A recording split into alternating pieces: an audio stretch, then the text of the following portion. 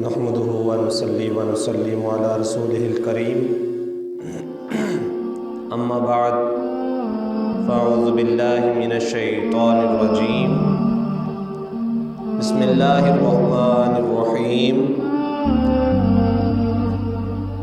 وآتوا حقه یوم حصادہ صدق اللہ العظیم وصدق رسولہ النبی الکریم الامین ونحن علی ذلک من الشاہدین والشاکرین والحمد للہ رب العالمین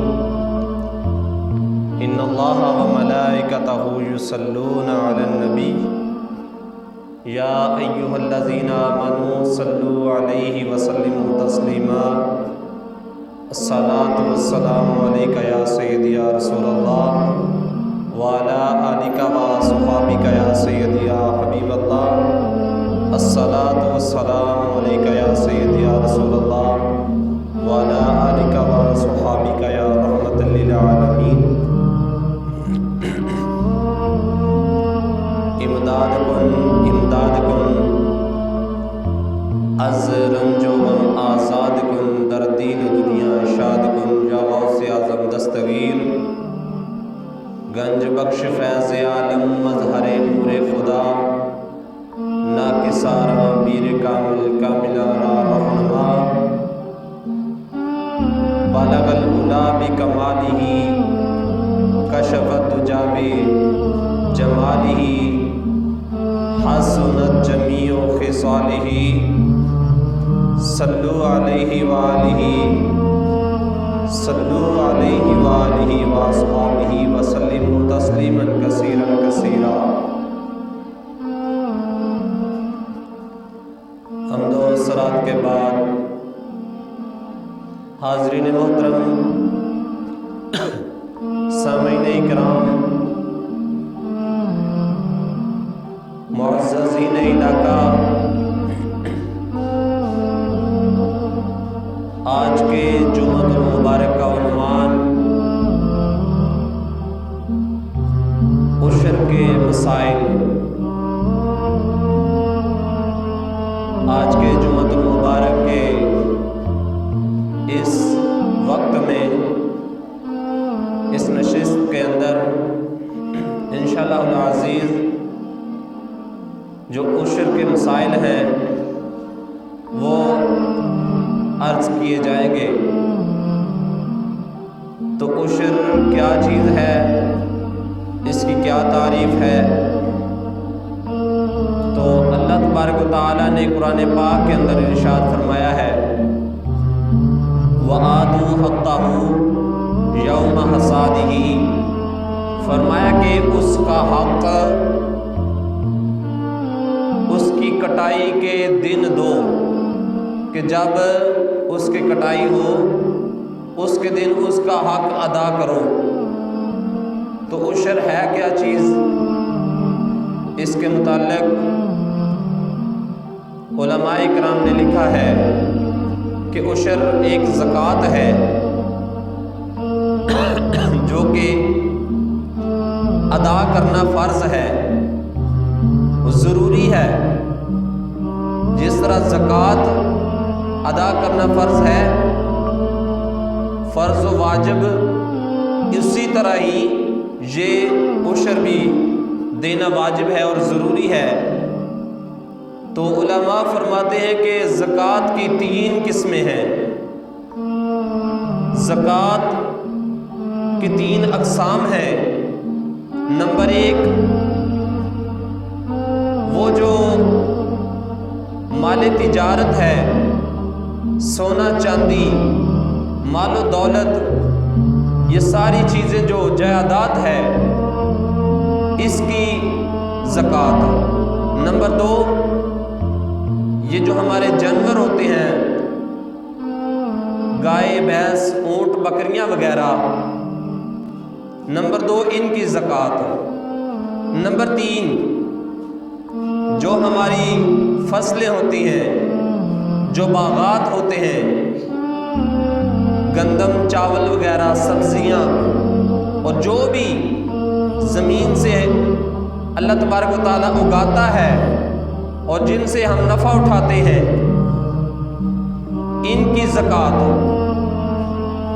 और जानवरों की ज़कात कहलाती है, माल व दौलत की जायदाद की ज़कात कहलाती है, और जो इन खेती बाड़ी की और फसलों की ज़कात होती है उसको उशर कहा जाता है। असल में अरबी के अंदर ये उशर अरबी ज़ुबान का लफ्ज़ है। उशर का माना है 10वां हिस्सा। अरबी के अंदर 10 के आदाद को आशारातुन कहते हैं। इसी निस्बत से ये जो 10वां हिस्सा उशर का होता है इसी को उशर कहा जाता है कि उशर का माना है 10वां हिस्सा। तो उशर,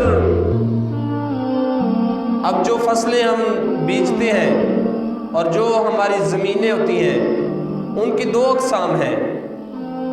उशर 2 अक़साम पर तक़सीम होता है।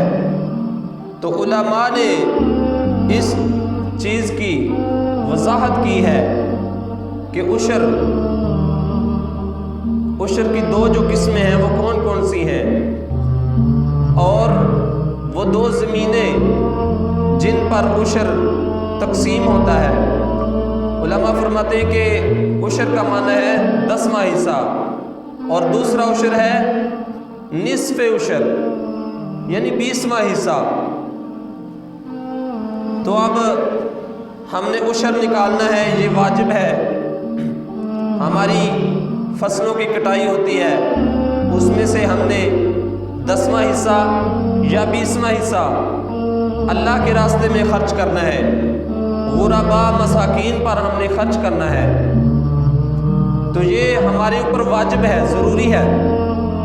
तो 10वां हिस्सा हमने कब निकालना है और 20वां हिस्सा हमने कब निकालना है, इस चीज़ की वज़ाहत करता हूँ। उलमा ने लिखा है कि जिस ज़मीन को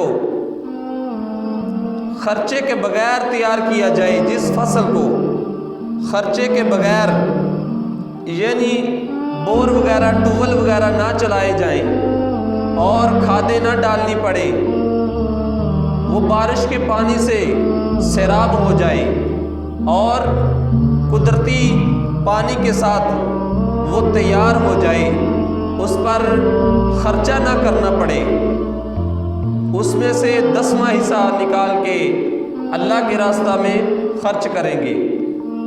और दूसरी ज़मीन और दूसरा उशर जिसको हम निस्फ़ उशर कहते हैं, 20वां हिस्सा, वो कौन सा है? वो ये है कि जिस ज़मीन में हम ट्यूबवेल वगैरह चलाकर और खादें डालते हैं और जिसमें हम कीमत पर लेकर पानी, हम किसी से पानी लेकर उसकी कीमत अदा करके हम पानी लगाते हैं ज़मीनों को और अपनी फसलें तैयार करते हैं, जिस पर हम खर्चा करके फसलें तैयार करते हैं, उन फसलों का उशर निस्फ़ उशर होगा यानी 20वां हिस्सा। तो अब जिसमें से हमने 10वां हिस्सा देना है, जिस ज़मीन को कुदरती पानी के साथ तैयार किया, जिस फसल को कुदरती पानी से तैयार किया, बारिशों के पानी से तैयार किया, उसमें से हमने 10वां हिस्सा देना है।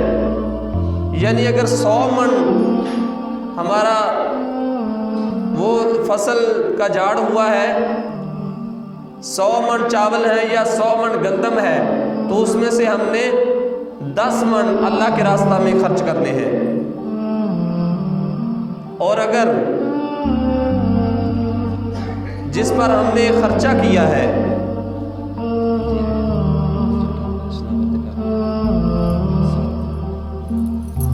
तो जिस पर हमने खर्चा किया है, हमने ट्यूबवेल वगैरह चलाकर और खादें डालकर हमने जिस फसल को तैयार किया है, उसमें से हमने 20वां हिस्सा देना है। यानी 100 मन में से 5 मन हम अल्लाह के रास्ते में खर्च करेंगे। तो ये उशर की तारीफ़ है और ये उशर देना ہمارے اوپر لازم ہے، فرض ہے۔ اور اس کی ایک اور وضاحت بھی ہے، علماء نے لکھا ہے کہ وہ زمین جس میں بارشیں بھی ہو اور اپنے عمل کے ساتھ بھی اس کو تیار کیا ہو، تو اس میں اگر اکثر زیادہ بارشوں کا پانی اس فصل کو لگا ہے اور زیادہ بارشوں کے پانی سے وہ سیراب ہوئی ہے اور تیار ہو گئی ہے فصل، اور خود خرچہ کر کے تھوڑا پانی لگایا ہے، تو اس کا بھی 10واں حصہ دینا ہمارے اوپر واجب ہے۔ اور جس فصل کو ہم نے خود پانی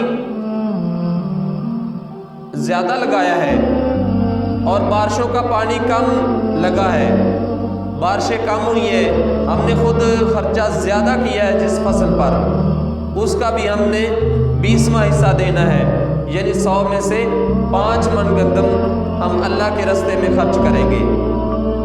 تو یہ ہمارے اوپر واجب ہے، یہ ضروری ہے۔ دیکھیں اس چیز کو ہم قبول کریں نہ کریں، ہم یہ کام کریں نہ کریں، عشر دیں نہ دیں، یہ الگ بات ہے، لیکن اللہ اور رسول نے اس کو واجب قرار دیا ہے، تو جس کو اللہ رسول واجب قرار دے دے اس کو دینا واجب ہوتا ہے، وہ ضروری کام کرنا ہوتا ہے۔ اگر ہم نہیں کریں گے تو ہم گنہگار ہوں گے۔